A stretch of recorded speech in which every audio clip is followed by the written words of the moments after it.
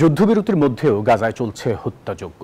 আবারও yellow line অতিক্রমের অভিযোগে Israeli সেনাদের গুলিতে প্রাণ হারিয়েছেন অন্তত ৩ জন। একই সময়ে দক্ষিণ লেবাননে ইসরায়েলি ড্রোন হামলার ঘটনায় উত্তেজনা আরও বেড়েছে। অধিকৃত পশ্চিম তীরে ইসরায়েলি বসতি স্থাপনকারীদের হামলায় সাংবাদিকরা সরাসরি টার্গেটে পরিণত হয়েছেন বলে অভিযোগ পাওয়া গেছে। গাজার সীমান্তে এখনো থামেনি গুলিবর্ষণ। ইয়েলো লাইন অতিক্রমের অভিযোগে প্রতিদিনই প্রাণ হারাচ্ছেন সাধারণ মানুষ।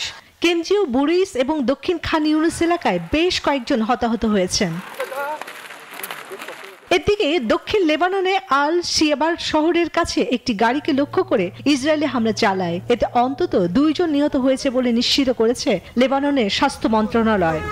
ওদের স্বপ্ন পূরণে পাশে থাকতে পেরে আমরা গর্বিত।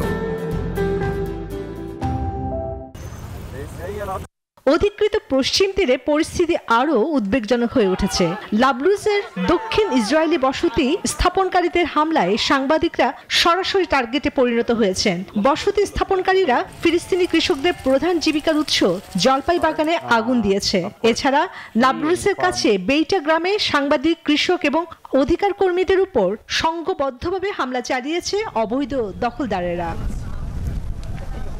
অন্যদিকে উত্তেজনার মধ্যে গাজা থেকে 11 বছর আগে নিহত ইসরায়েলি সেনা হাদার গোলদিনের মরদেহ ফিরিয়ে দিয়েছে হামাস। রেড ক্রসের মাধ্যমে মরদেহটি পৌঁছায় তেল আবিবের ফরেনসিক ইনস্টিটিউটে। সেখানে চলছে বিস্তারিত পরীক্ষার কাজ। চন্দ্রা, নিউজ 24।